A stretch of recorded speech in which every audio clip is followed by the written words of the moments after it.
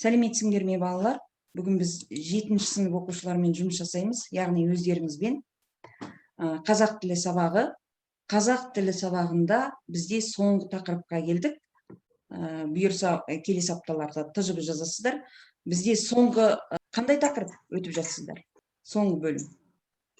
Ғылыми фантастика. Ғылыми фантастикаға келдік. Ең бірінші біз балалар сабағымызды бастамас бұрын алдымызға мақсат қойық. Бұл сабақта біз не істеуіміз керек? Мына жерде іс-әрекетіміз қысқаша жасырынған. Қандай сөздері болуы мүмкін? Жауап беру сабақтарға. Жауап беру. Тамаша, тағы да? Тағы да? Қалай? Мәтінді түсіну. Тамаша, мәтінді түсіну деген тұр. Содан кейін Ажырату. қалай? Салыстыру. Салыстыру. Ол жеңіл түрі. Одан кейін Және ажырату. ажырату. Мысалы, сіздердің жаңағы айтқан міне мәтінді түсінулеріңіз шықты, ажыратуларыңыз шықты, жауап берулеріңіз шықты, салыстыруларыңыз шықты. Мақсатты толығымен айтатын болсақ, бүгінгі мәтіннің мазмұнын түсінуіміз керек. Ұсынылған факты бойынша, ақпарат бойынша факты мен көзқарасты ажырата білуіміз керек.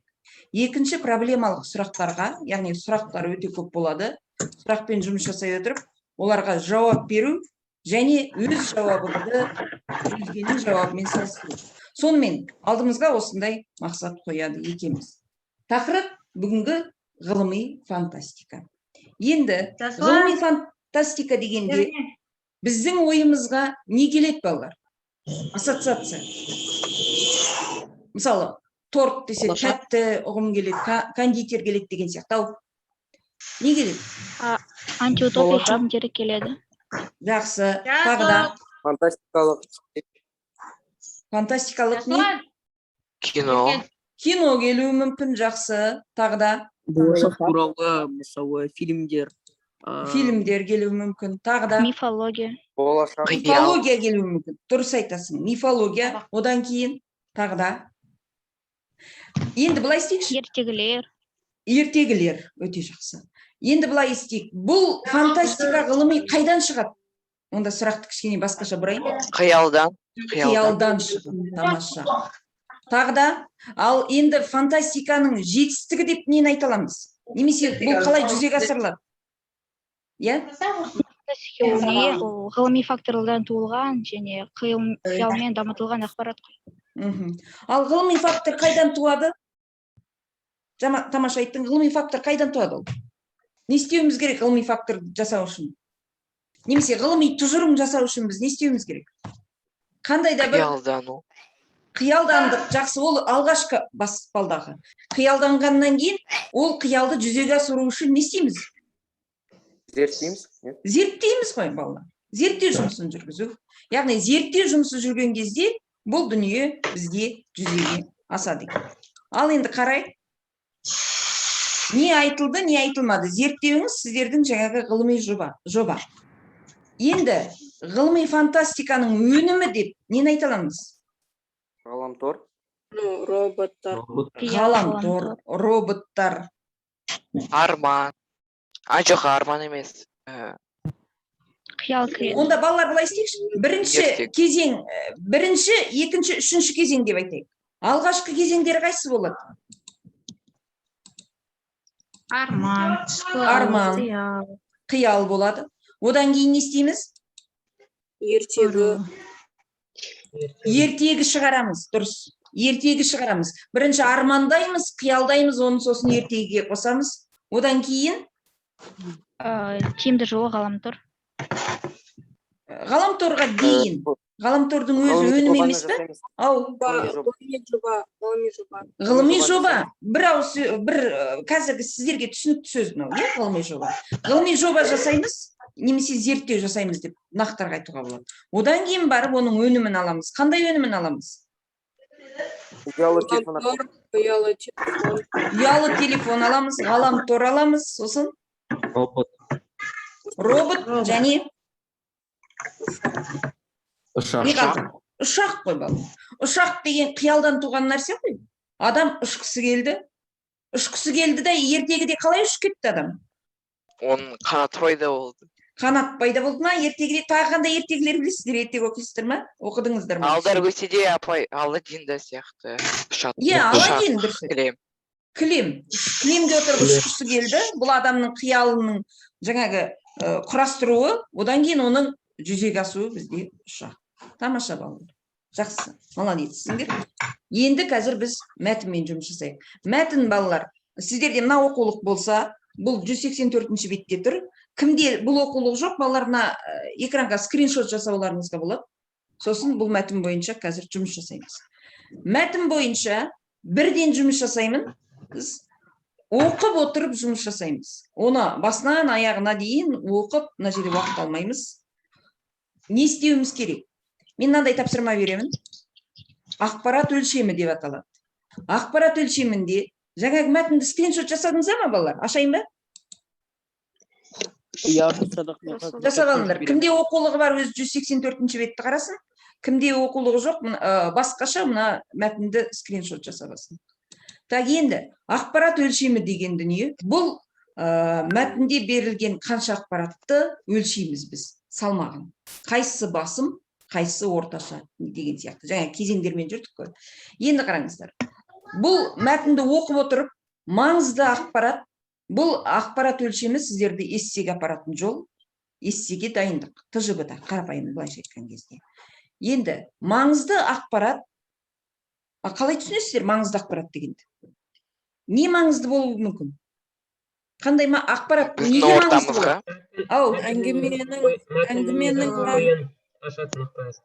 Әңгіменің несі? Маңызын ашады. Тағы да кімге маңызды болуы мүмкін? Оқитын адамдарға. Оқитын адамдарға. Ол оқитын адамдар біз кімбіз балалар? Оқырмандар. Қоғам үшін маңызды, яғни біз үшін маңызды. Бұлайша айтқанда өзекті ғой, актуальный болу керек. Ғылыми жобада біз солай жұмыс жасаймыз. Екінші, тарихи ақпаратты түсінесіздер деп ойлаймын. 1941 жылы Ұлы Отан соғысы басталды, иә? Тарихи ақпарат. Келесі, ғылыми ақпарат, ол жаңағы зерттеудің нәтижесі болуы мүмкін. Мысалы, Ньютон бірінші заңында осылай деп келуі мүмкін, иә? Одан кейін қызықты ақпарат. Қызықты ақпаратқа бізді қызықтыратын, біздің назарымызды аудартатындай болу керек ақпараттарымыз. Әйтпесе салмағын баса алмай қалады. Одан кейін ерекше ақпарат. Жақсы. Мәтінді оқып отырып, ал бастаймыз. Бірінші мәтінді бастаған бетте қай ақпараттар бар екен? Сөз сіздерде оқып жіберіңіздер. Тарихи. Тарихи тұр ма? Қандай тарихи тұр? 1957 жылы Ақжан Жақсыбекұлы Әл-Машани алғаш рет ғылыми фантастикалық шығарма деген айдармен жер астына саяхат деген шығармасын жариялады. Тамаша. Көзбен жүгіртіп бірден тауып алды. Қараңыздаршы балалар. Мәтін бізде бір бет, мына жақта бір 2-3 ақ сөйлем тұр. Осы жерден бірден тарихи ақпаратты тауып қойдық. Тамаша. Тарихи ақпаратымыз өте жақсы. Ал айта ғой. Есіңізде ме, ертегінің соңында ертістік пен әке шешесі сүйген қызы бәрі жасарып кетеді, бақытты өмір сүреді. Бұл жасарту эликсирі күші. Қазір ғалымдар жастық эликсирін, яғни жасартатын сұйықтықты табу үшін ізденіп жатыр. Бұл қызықты ақпарат деп ойлаймын, және ғылыми немесе маңызды ақпарат. Жақсы. Қызықты ақпараттан басталады, дұрыс айтасың. Ертегіден басталып тұр ғой, е? Ана суды ішті дейді, суды ішті ма, неменен ішті? Ішеді де жасарып кетеді. Сосын жаңағы қызықты ақпаратымыз ғылыми ақпаратқа ұласып кетеді. Жаңа біреуіңіз айттыңыз ғой, қиялдандық, неге ұшқымыз келді кілемге отырып, ол кілемге отырғанымыз біздің ғылыми ақпаратқа айналып, ұшаққа айналып. Ал айтамыз, тартымде бар?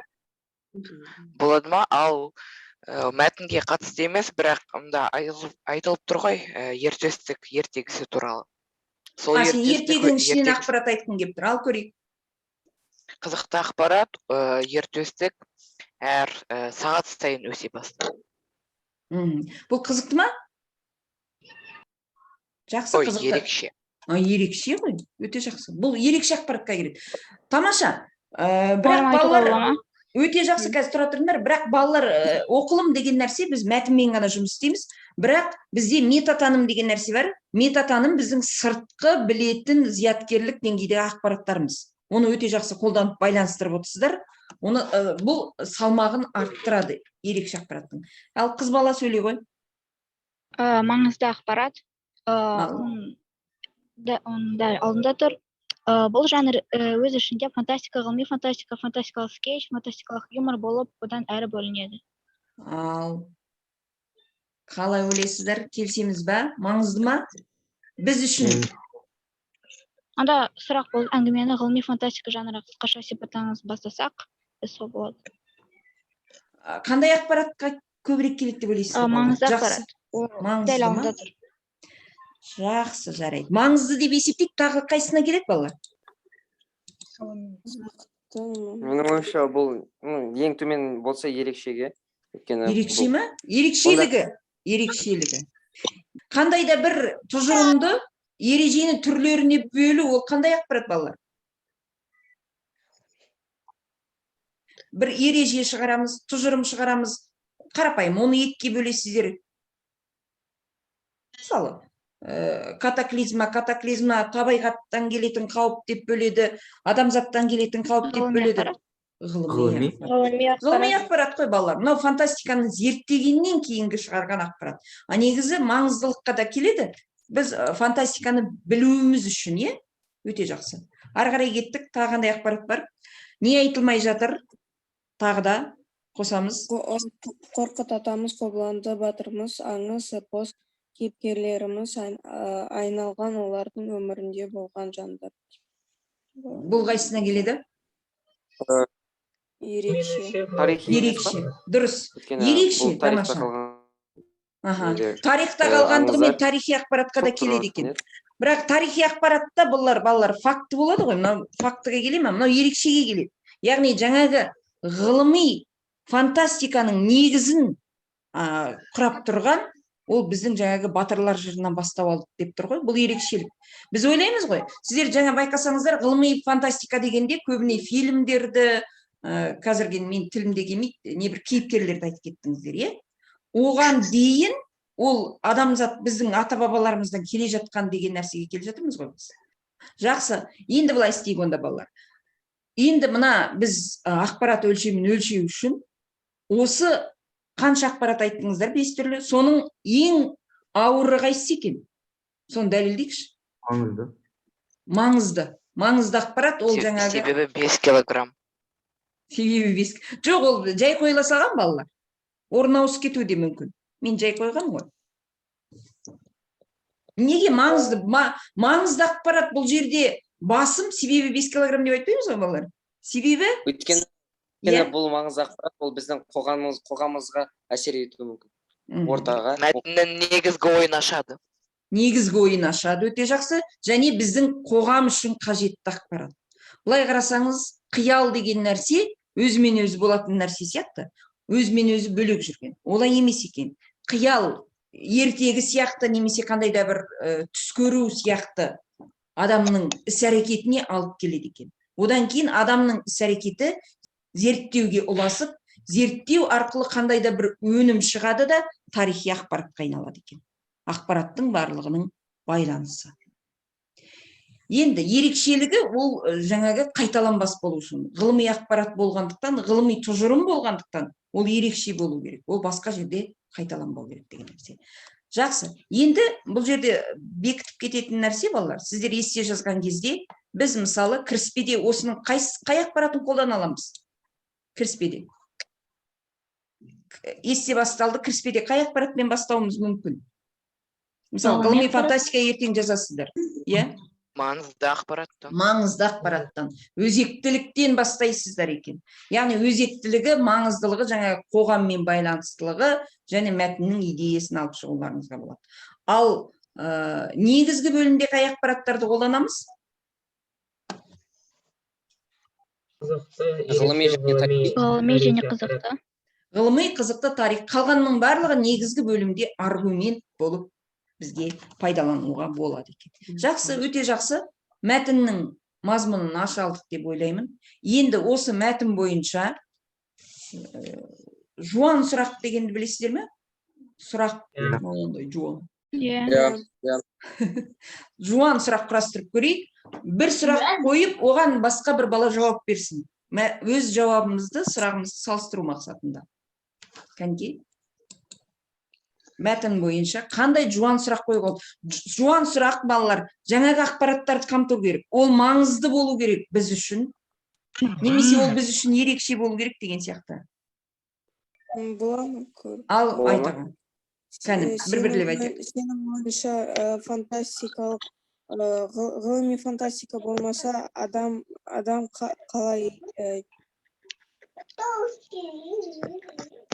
Адам қалай өмірі сүрілді? Адамның өмірі қалай болады? Жақсы. Балалар, сұрақ. Жауап беруге дайындалайық. Егер ғылыми фантастика болмаса, адамның өмірі қандай болушы еді? Балалар. Елестетіп көрдіңдерші, ғылыми фантастикасыз өмірімізді. Арманды қиялдай алмаймыз, жаңа технологиялар таба алмаймыз. Тамаша, өте жақсы. Армандамаймыз, қиялдамаймыз біз онда. Армандамағандықтан, қиялдамағандықтан жаңа технологияға қол жеткізе алмаймыз. Тамаша. Тағы бір сұрақ Өміріміз көңілсіз болады. Қалай? Өміріміз көңілсіз болады. Өміріміз көңілсіз болады, өте жақсы. Ал жақсы, тағы бір сұрақ құрастырып көрейік. Өте жақсы сұрақ құрастырдың. Біздің сонда ғылыми фантастикалық сіз өмірімізді елестету мүмкін емес. Көңілсіз болады екен. Қызықсыз болады. Ал қоя ғой. Сенің ойыңша ертегі ол адамға тәрбиелік мән беру мүмкін бе? Сенің сұрағыңда жауап кіріп кеткен жоқ па? Қалай ойлайсың? Балалар, сұрақ деген нәрсені былай істеңіздер.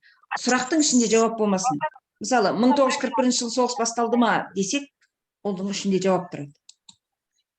Сұрағыңды басқаша құрастырып көрші. Ойланып отыра ғой. Келесі, тағы қандай сұрақ құрастырып? Қажет. Ертегі не үшін қажет? Тамаша, не үшін қажет? Ал жауап береміз. Мысалы, қазақ ертегілерді алсақ, ол адам бойындағы жақсы қасиеттерді тәрбиелейді, адамгершілік деген сияқты. Тамаша, өте жақсы. Жаңа ұл баланың сұрағының жауабы, екеуі ұқсас. Ертегі арқылы біз тарихымызды білеміз. Ертегі арқылы біз тарихымызды білеміз. Ертегі арқылы біз өзімізді тәрбиелейді екенбіз. Сонда ғылыми фантастика, айттық қой, біз ғылыми фантастика біздің өмірімізбен тығыз байланысты, онсыз көңілсіз дедік. Сол ғылыми фантастикаға біз тәрбие арқылы келеді екенбіз. Тамаша. Солайда ертегі арқылы біз ата-бабаларымыздың бұрынғы өмірдегі мәдениеті мен салт дәстүрлерін біле аламыз.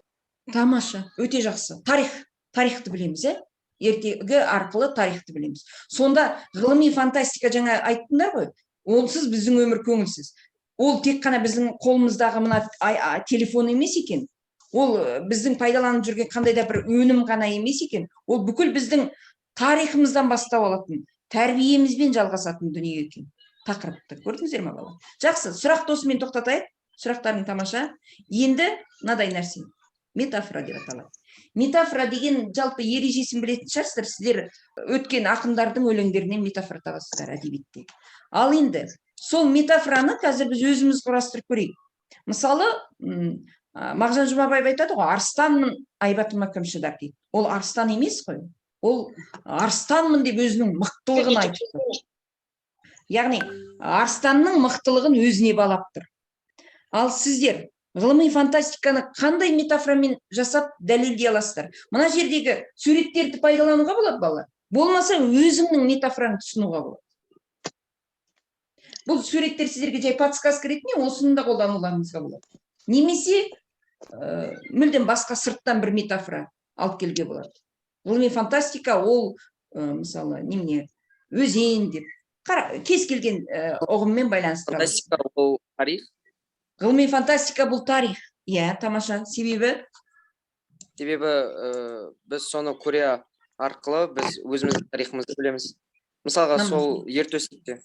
Өте жақсы. Ғылыми фантастика ол болашақтың кілті. Болашақтың кілті, тамаша.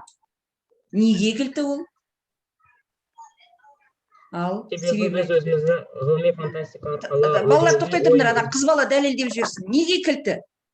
Себебі біз ғылыми фантастикадан өзімізге ой түсінеміз де, оны болашақта қолданамыз. Мүмкін біз болашақта бір нәрсені ашатын шығармыз. Дұрыс. Яғни адамның жасайтын жаңағы ғылыми жобалары былай зерттеулер тоқтамайды дегенді білдіріп тұрсың. Тамаша. Келесі ұл бала сөйлей ғой. Немесе жаңағы қыздың айтқан дәлелі ол мына мысалға мәтінде бар. Және жаңағы эликсирді жасайтын ғылымдар соны. Тамаша. Өте жақсы. Мәтінмен байланыстырып шық. Тамаша. Эликсирдік бұл келешекке жаңа айтты ғой. Келешекте олдың сәті түсуі мүмкін деп жазды мәтінде. Өте жақсы, молодцы. Тағы қандай басқаларымыз сөйлемей отырған балалар қандай ғылыми фантастика ол не? Тағы да. Ол мен себебі деп айтып кетуге болады. Мысалы. Иә? Кім бір ерекше ой айтады тағы да. Фантастика деген не? Или... Иә, ғылыми фантастика. Жай ғана фантастика деп айтпаймыз, ғылыми дейміз, себебі ол жаңағы байланыстырып дәлелдеп әкелдік қой. Ғылымға апаратын жол екен. Қиял, фантастикаңыз қиялдан басталса, ғылыммен... Мысалы, апай болады ма?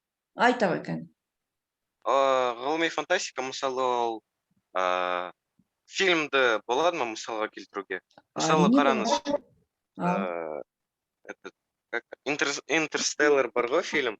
Сол жақта, мысалы, ол ғылыми фантастика себебі ол жақта адамдар ғылыммен бір фантастикалық заттарды жасайды, мысалы, иә. Қазіргі кездегі адамдар, мысалы, ете алмайтын заттарды жасады. Ол ғылыми фантастика деуге болады. Ал метафораң не сенің сонда? Жақсы ойың, метафораң. Ол? Қандай метафора қолдануға болады? Киноның аты қалай жаңағы? Интерстеллар. Интерстеллар. Міне, осы сөздің өзін не алғып алуға, метафора қылып алуға болады. Ғылыми фантастика интерстеллар мен тілімде келмейді. Себебі деп оны ары қарай дәлелдейсіңдер. Тамаша. Тағы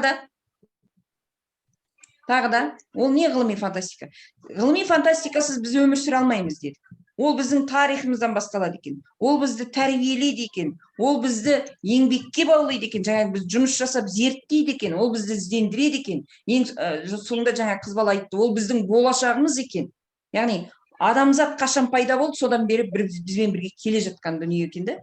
Ал былай қарасаңыздар, қазір ғылыми фантастика деген ол бір 21 ғасырдың сөзі сияқты, иә? Апай болады ма? Ал көрейік. Ғылыми фантастика ол дәрі. Дәрі. Ал, неге? Себебі ғылыми фантастика көбінесе қайда болады? Ертегіде және кинода. Ал, дәрімен байланыстыршы.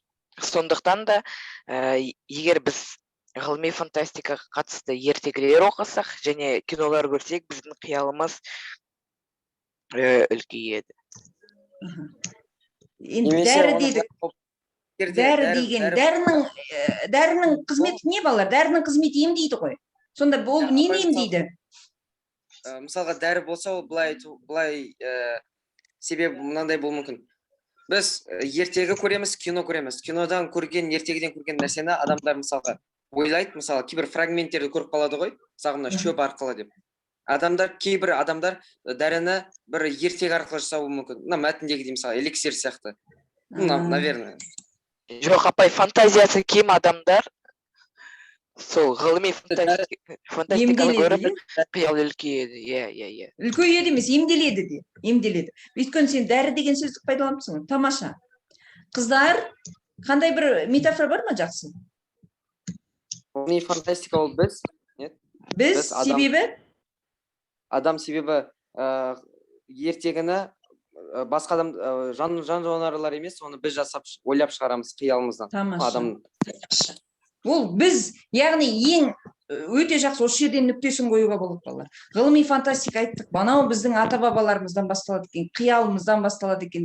Жаңа бәрі қанша іс-әрекетті айтып келіп, ең соңында ол біз екен. Біздің бір егізіміз деп айтуға болады. Яғни біздің өміріміз екен. Тамаша. Жақсы. Балалар сабағымызды, біздің ішкі дүниемізді, солай сырларын өзімізді түсінуге көмектеседі. Тамаша, өте жақсы. Молодец. Қай мектептен шығып отырсың? 18-ші орта мектеп, Астана қаласы. Тамаша, өте жақсы. Так, енді балалар, сабағымызды аяқтаймыз. Аяқтағанда қазақтың бір әдемі мақалы бар екен. Осы ғылыми фантастикаға мен сәйкестендірдім. Ол мына жерде суреттеліп тұр. Қандай мақалмен біз сабағымызды бекітуге болады? ғылыми фантастика біздің өміріміз деп аяқтадық қой енді. Онсыз мүлдем мүмкін емес дедік өмір сүру. Қандай мақал? Подсказкаларға қараңыздар. Ненің суреттері тұр? Нелер тұр? Ол қайда апарады? Қарайықшы кәне. Қандай мақал шығарып ол? Сөздердің атын айтыңыздаршы, сосын мақал шығып көреді. Мысалға саған ой Менің ойымша Ой, шам, тау. Тау.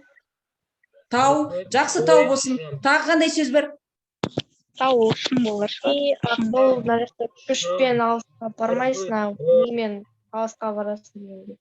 Жақсы. Ал енді ол қандай мақал болуы мүмкін? Өте жақсы. Ойың жақсы шықсын. Күшпен бармаймыз, біз біліммен. Жаңағы қиялдың өзі мида пайда болады ғой. Ал фотодан тыс бір мақалды айту бола ма? Ал айтып көрші. Көрейік.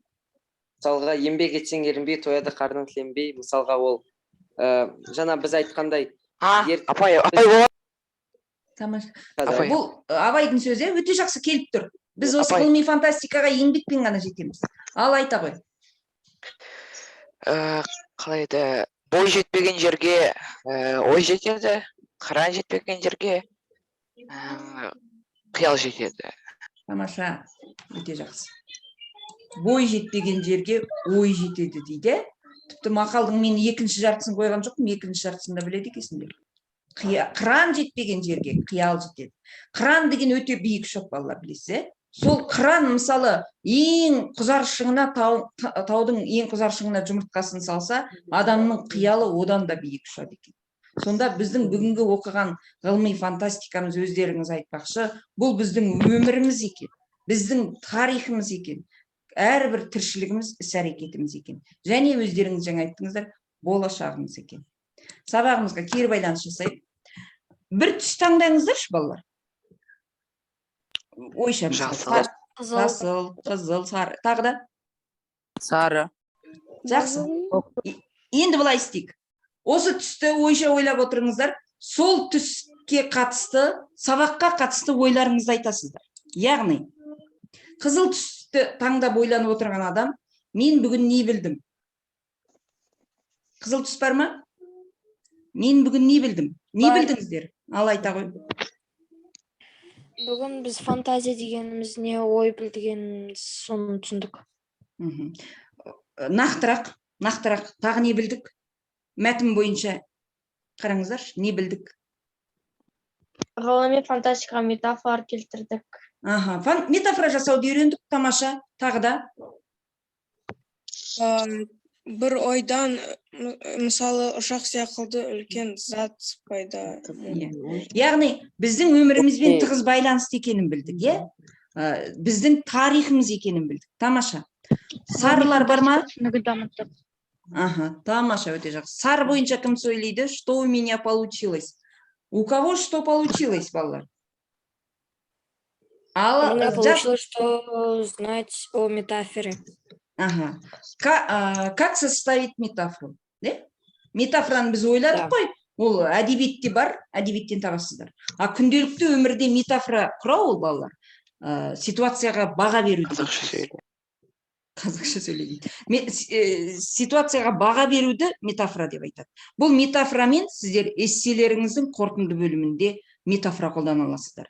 Жаңа ғылыми фантастиканы жазып келіп, аргументтерді жаңағы пайдаланып келіп, қызықты, тарихи, ерекше аргументті пайдаланып келесізді, маңыздылығын кіріспеде айтып, қорытындыда ғылыми фантастика дегеніміз, жаңа айттыңыздар ғой, ол дәрі деп әрі қарай ойыңызды бекітесіз. Бұл эссенің соңы болады. кезде де қолдануға болады ғой, иә, метафора. Тамаша, өте жақсы, дұрыс айтасың. Ал үштілділік бар ма екен? I learning. Сонда ағылшынша ма? Ағылшынша? Иә, I learning.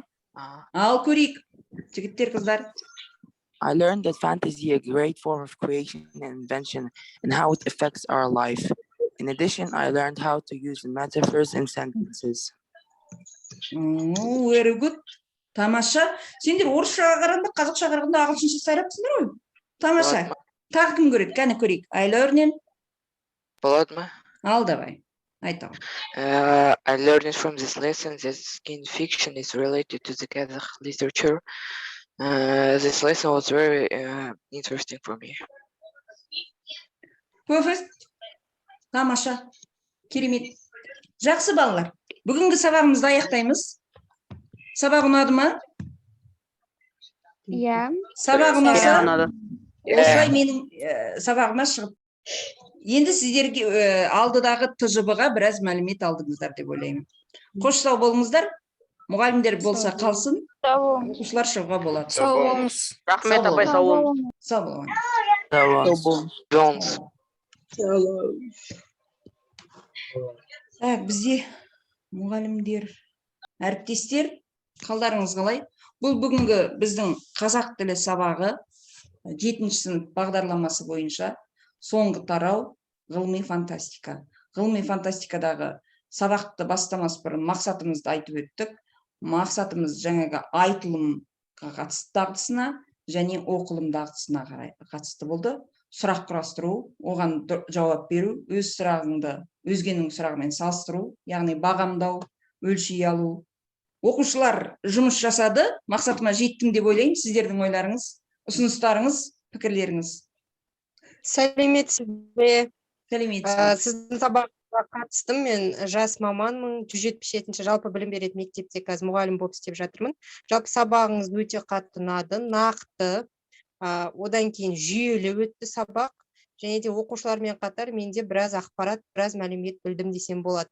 Одан кейін сабаққа деген подход дейді ғой, сол заманауи тұрғыдан өте бір қызық болды. Мысалы қарасаңыз қанша ақпарат беріп жатырсыз, бірақ соның өзі қызықты әрі жеңіл түрде қабылдауға өте жақсы болды деп ойлаймын. Сізге көп рахмет. Енді сіздің сабағыңыздан қалмай қатысып тұрамын.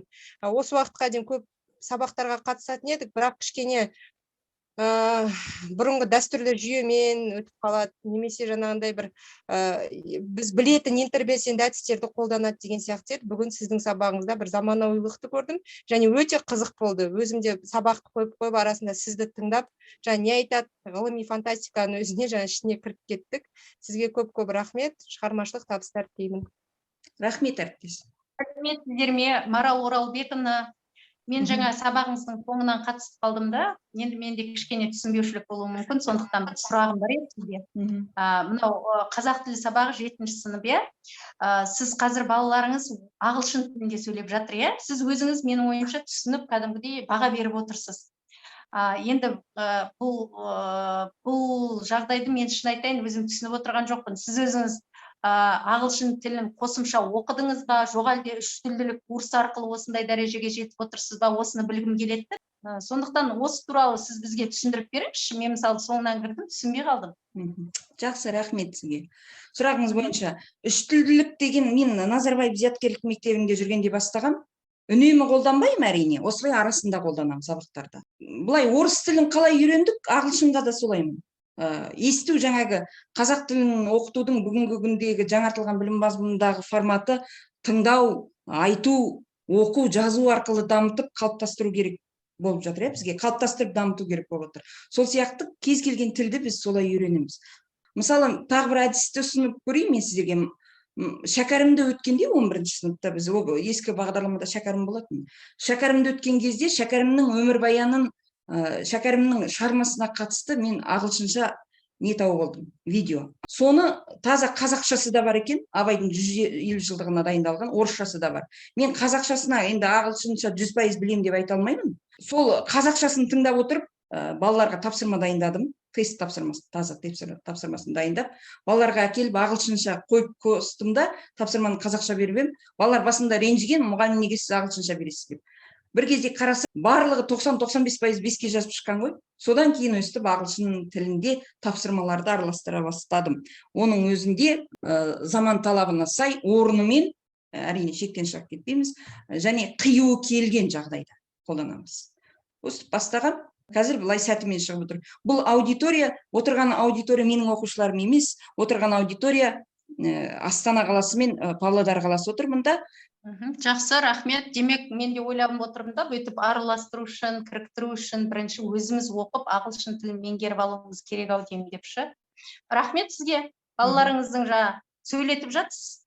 керемет сөйлеп ойларын айтып жатыр. Енді ағылшыншасын түсінбесек те былай өзіңіздің берген бағаңызға қарап сіз өте жоғары дәрежеде сабақ бердіңіз деп ойлаймыз. Рахмет, мен бір сәтке ғана кірсем де, аз ғана уақытқа кірсем де, өзіме қазір бір мотивация алып отырмын да, ағылшын тілі курсына барып, балаларды былай да нетуге болады екен ғой, оқытуға деп. Рахмет сізге, көп-көп еңбегіңізге, шығармашылық табыс тілеймін. Рахмет. 182-ші мектеп, иә? Шығыс Қазақстан отыр екен бізде. Сәлеметсіз бе, Марал Оралбекқызы, қалыңыз қалай? Сәлеметсіз бе. Құрметті әріптестер, енді Марал Оралбекқызының біз бастапқы мұғалімдік іс тәжірибесінен бері білем. Бүгінгі күнде бұл кісі өзінің шығармашылығымен, өзінің ізденушілігінің арқасында үлкен биіктерді бағындырып жүр оқушыларды. Марал Оралбекқызының басқа аудиторияда сабақ беру тәсілі осыдан бірнеше жыл басталған.